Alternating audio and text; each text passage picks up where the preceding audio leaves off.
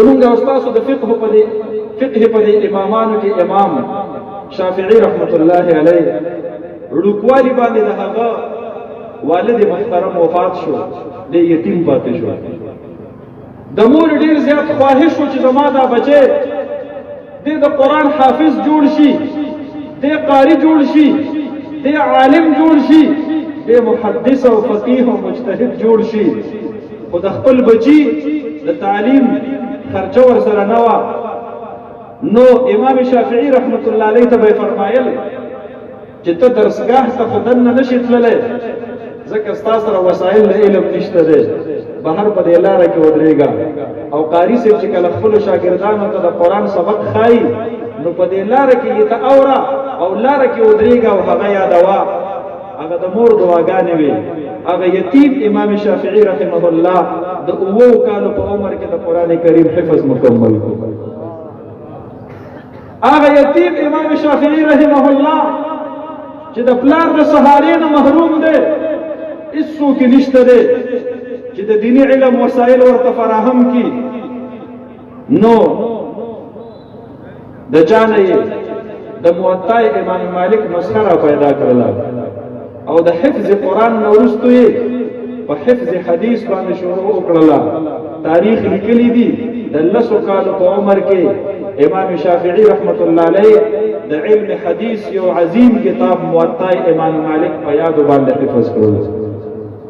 10 کال عمر یې ده.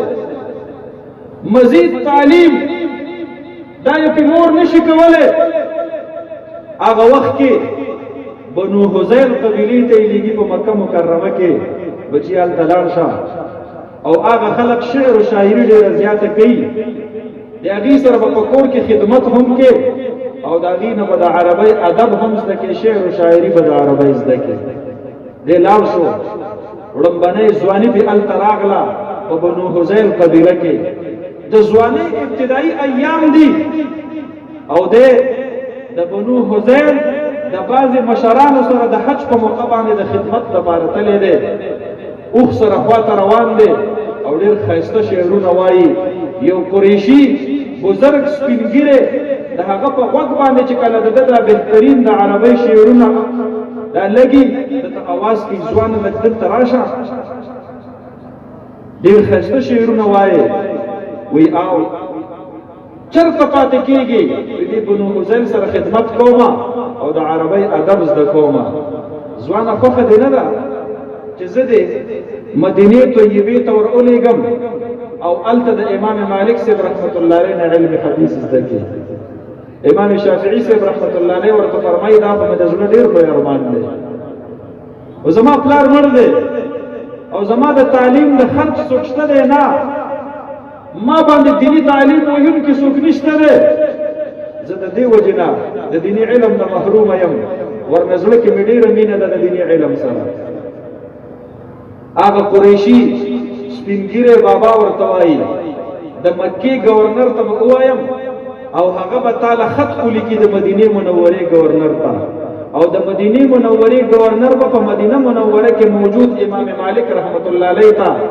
خط ولیکي او هغه ته به پکې حکم وکړي چې د امام شافعي رحمت الله علیه د تعلیم ټول خرچ زما په ذمه، خدای د ځان سره په سبق کې په تعلیم کې شامل کړه.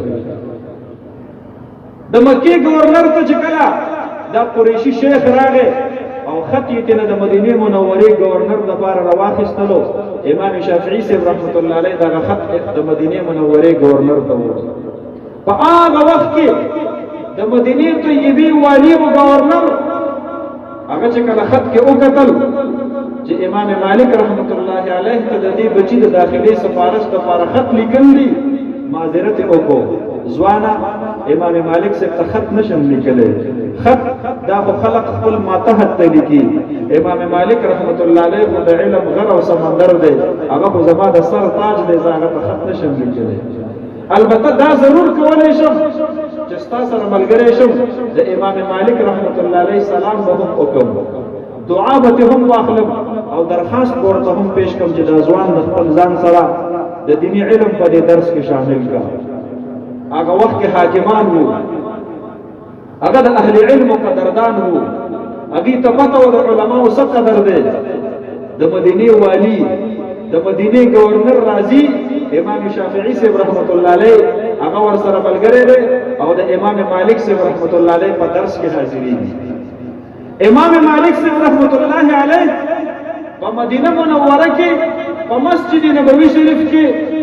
په ریاض الجنت کې په هغه ځای باندې درس حدیث ورکړي په کوم ځای باندې چې حضرت عبد الله ابن مسعود رضی الله عنه په درس حدیث ورکړي او دا هغه ځای دی کوم ځای کې چې په دواړو جهانو سردار مبارک اعتکاف فرمایلو نو امام مالک رحمت الله علیه کله کله د نبی علیه السلام مبارک د قبر ته کوته ونیسي قال صاحب هذا القبر د دې قبر مکین جناب محمد رسول الله دا حدیث بیان کړی دی او په ځل کې ډیر احترام دی د نبی علیه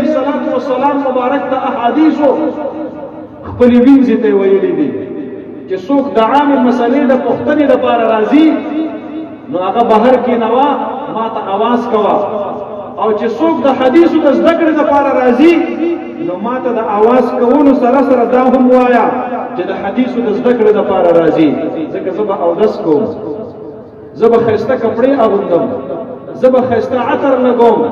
ځکه د نبی علیه السلام حدیث په ګندو کپړو کې د بې اودسۍ په حالت کې د بدبویۍ په ماحول کې ما ته داسې ښکارېږي چې لکه زه د نبی علیه السلام مبارک سره دیدار او ملاقات په داسې حالاتو کې کوم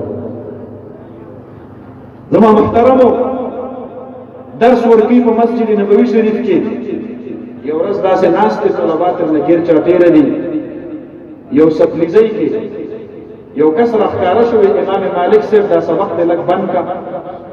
امام مالک صاحب حیران چې دا لا څوک لیونی دی ما باندې سبق بندوي د طلباو په اوږو باندې خپې راړئ مخې ته راغی مجلس ته ځان راورسو امام مالک صاحب ته پاس امام مالک صاحب حیران شو دا سړی روغ دی کو لیونی دی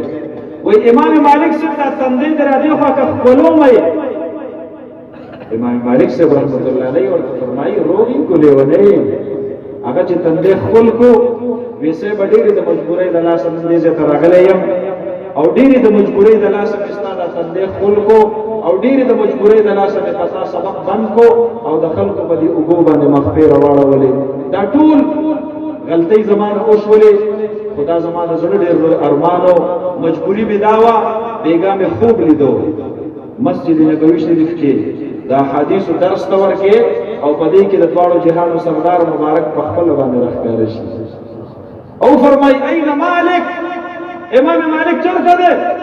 تا ته څوک آواز وکړي چې نبی علیه السلام دی غواړي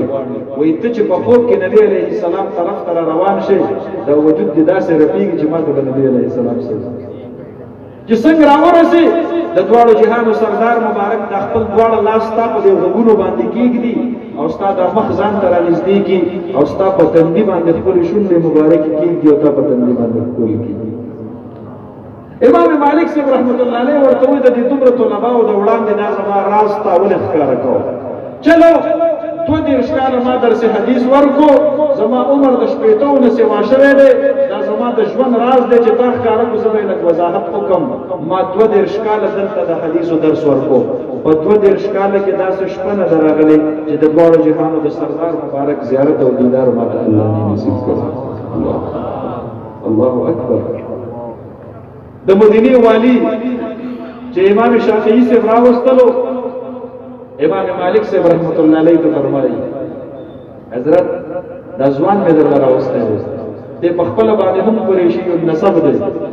او د پلار نه یتیم پاتې شوی د تعلیم وسایل او ذرایع نشته دی ما دې د لپاره راوستلې دی چې ته دې ځان سره په خپل درس حدیث کې شامل کړې امام مالک صاحب رحمت الله علیه په دې خبره لکه لمن شو د امام شافعی صاحب چې ته به مال په خپل راغلې وي زما په درس کې د شاملېدلو لپاره د گورنر د سفارش هیڅ ضرورت نشته دی علماء الله ډېر لوی سینې ورکړي دي